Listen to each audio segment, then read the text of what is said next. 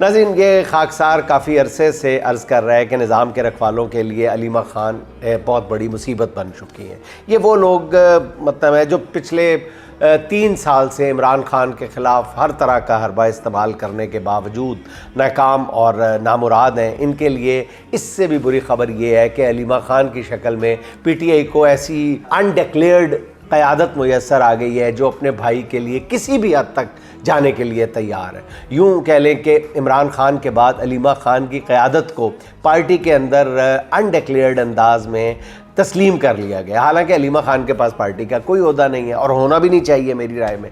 अब आते हैं नाज़रीन कि आज अलीमा ख़ान पर हमला किया गया। नाज़रीन, सच बताऊं तो मुझे इस हमले पर रत्ती बराबर भी अफसोस नहीं है।